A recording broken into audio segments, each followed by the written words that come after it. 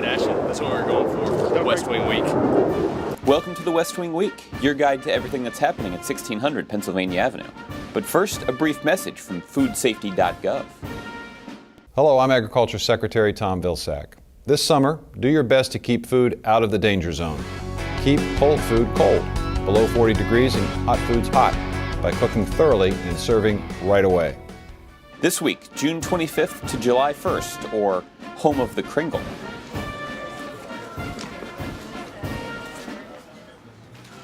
On Friday morning, June 25th, President Obama made a statement on the South Driveway about the Wall Street reform bill currently making its way through Congress.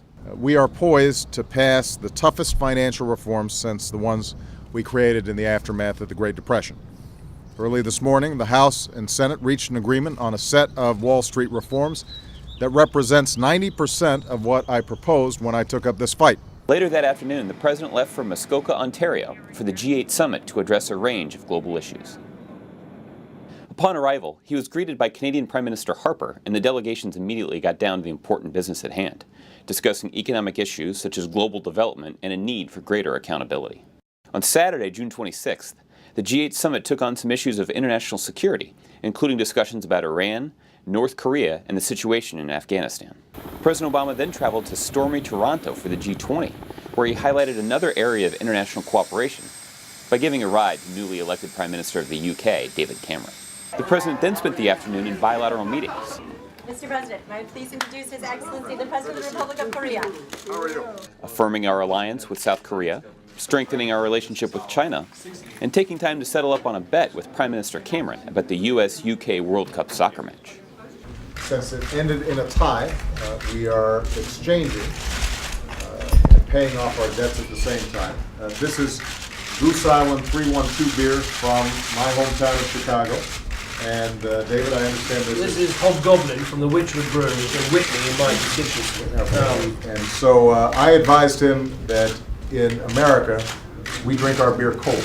So he has to put this in the refrigerator before he drinks it, but I think he will find it outstanding. And I'm happy to give that a shot, although I will not drink it warm. In a brief moment between two meetings, the president was able to catch some of the U.S. World Cup soccer match against Ghana.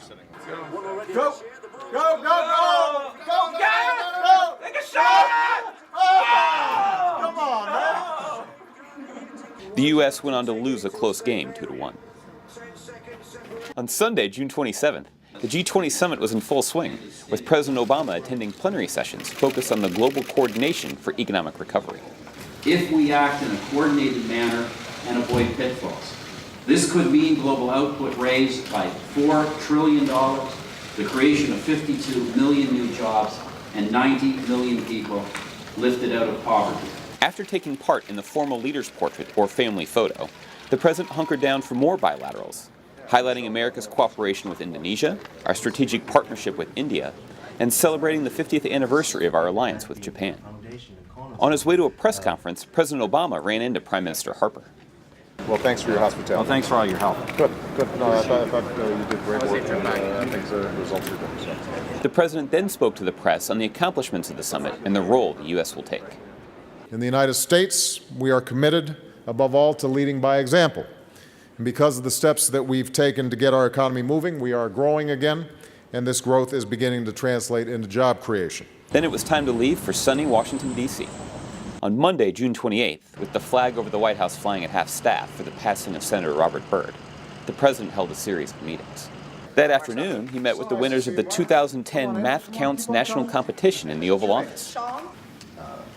I've been putting a lot of emphasis on math and science education because how well we do as a country is going to depend on, how well young people like you do on math and science. Next time Malia or Sasha have math homework, I'm going to call you up.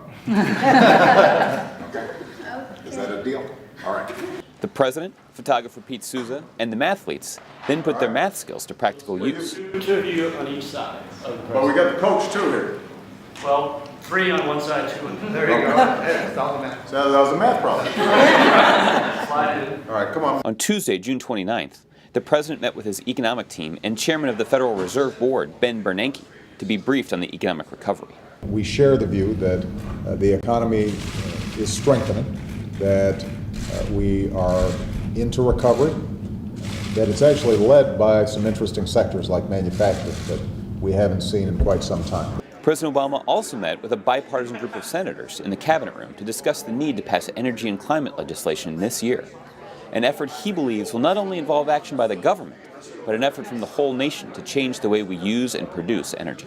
Later, the president welcomed King Abdullah to the White House, still in the hemisphere after the G20 in Toronto. They discussed a range of issues, including the Middle East peace process, the situation in Afghanistan, and our continued cooperation against al-Qaeda. On behalf of the American people, welcome.